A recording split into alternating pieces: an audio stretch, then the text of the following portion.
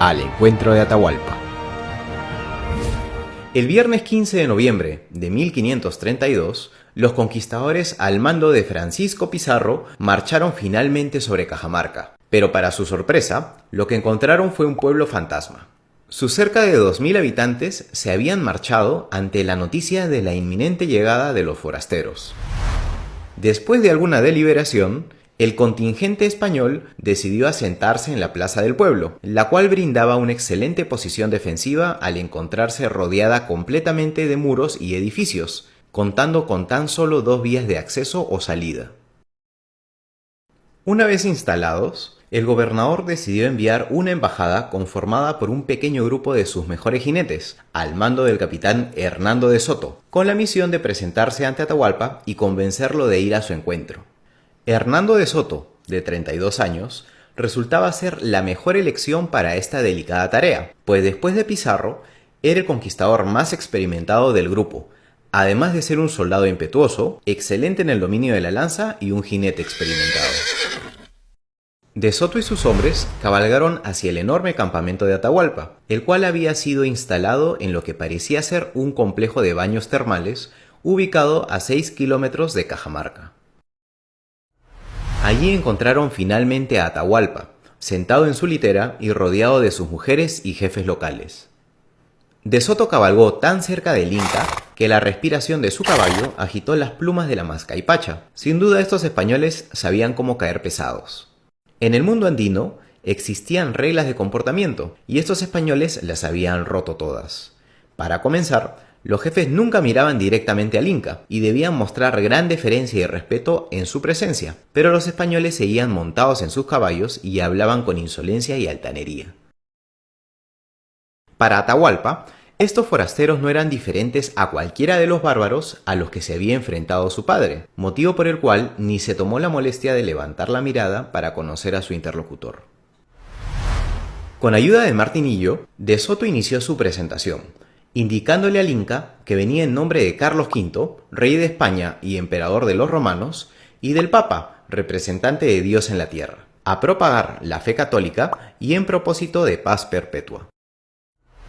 De Soto asumía que sus palabras habían sido correctamente traducidas. Sin embargo, Martinillo era un indio joven de orígenes muy humildes, para quien el quechua no era siquiera su lengua materna, mientras que solo había aprendido a hablar y entender el español escuchando a los conquistadores. Además, no había recibido instrucción alguna que le permitiera entender y dar a entender los misterios y complejidades de la religión católica. Después de un largo silencio, uno de los jefes le informó a De Soto que Atahualpa se encontraba terminando un ayuno ceremonial y que se encontraba indispuesto, por lo que no recibiría visitantes. En ese momento, cuando parecía que la misión de señuelo había fracasado, Hernando Pizarro llegó al campamento, enviado directamente por su hermano para prestar apoyo en caso la situación se pusiera complicada. Hernando Pizarro le informó a Atahualpa que su hermano, el gobernador Francisco Pizarro, lo había invitado a visitarlo y que él lo consideraba un amigo. Cuando Atahualpa entendió que este segundo personaje era hermano del líder de los forasteros, finalmente alzó su mirada y rompió su silencio, diciéndoles en tono irritado que había recibido informes de que los cristianos habían maltratado a sus súbditos y que estos en represalia habían matado a 3 españoles.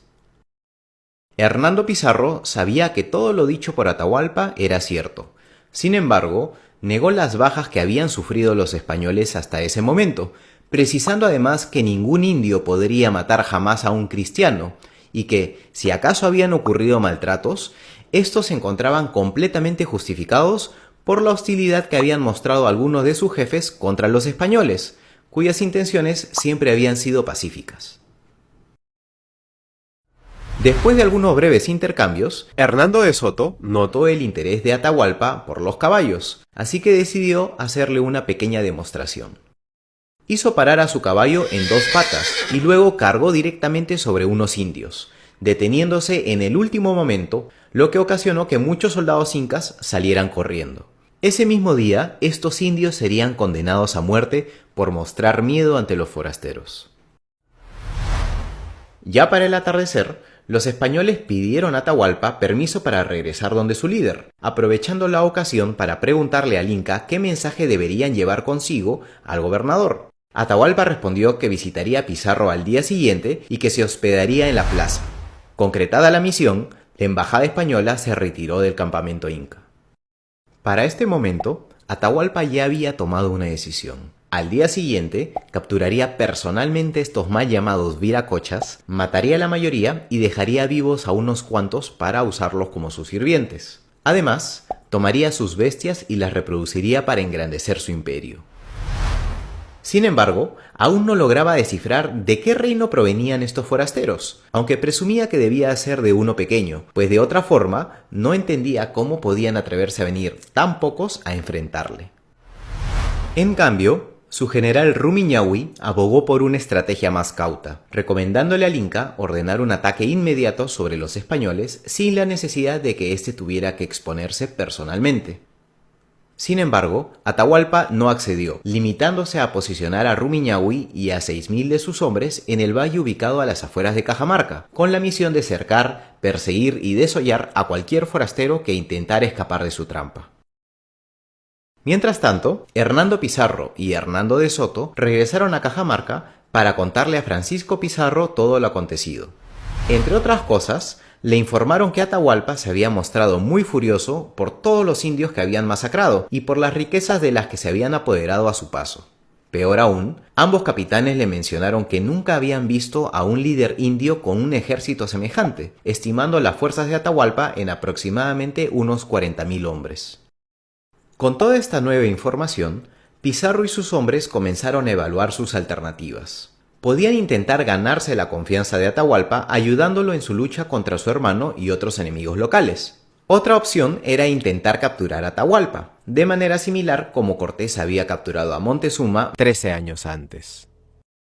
Al no tener una certeza de la llegada o verdaderas intenciones del Inca ni del número exacto de tropas que lo acompañaría, Pizarro decidió que actuaría espontáneamente. Para ello, les dijo a sus hombres que llegado el momento, tomaría la decisión de negociar, ser amistoso, escapar o atacar, y que todos debían acatar su decisión. Sin embargo, si bien lo que les deparaba para el día de mañana era aún incierto, Pizarro preparó también su propia trampa. Aprovechando el tamaño y excelente posición defensiva que ofrecía la plaza de Cajamarca, el gobernador procedió a dividir sus tropas. Colocó a 3 grupos de 20 jinetes detrás de cada uno de los muros, comandados por Hernando de Soto, Hernando Pizarro y Sebastián de Belalcázar. Para explotar el miedo que los indios habían mostrado ante la presencia de los caballos, Pizarro ordenó también atar cascabeles en sus petrales. Mientras tanto, Francisco Pizarro y 20 soldados a pie esperarían escondidos en el edificio principal junto con otros jinetes. Su trabajo sería el de capturar al Inca vivo en caso se decidiera tomarlo de rehén. Finalmente, en el otro extremo de la plaza se encontraba oculto Pedro de Candia, su capitán de artillería, junto con sus 4 cañones, 9 arquebuceros y el resto de la infantería. Para garantizar que la sorpresa preparada para Atahualpa fuera completa y decisiva, Pedro de Candia tenía la orden de mirar a Francisco Pizarro en todo momento y abrir fuego en cuanto el gobernador le diera la señal. Como todos los españoles se encontrarían escondidos y no serían capaces de observar lo que ocurriría en la plaza, el fuego de la artillería marcaría la señal inequívoca para el ataque. Con la trampa preparada, la noche del 15 de noviembre, los españoles se reunieron alrededor de la plaza para montar guardia y rezar. El fraile Vicente de Valverde escuchó sus confesiones y oró junto con ellos, mientras que el gobernador Francisco Pizarro los alentó a tener fe y confiar en la voluntad y favor de Dios. Sabiendo que para este momento ya no había posibilidad de dar marcha atrás, los conquistadores se mentalizaron para luchar, conscientes de que muy probablemente sería la última vez.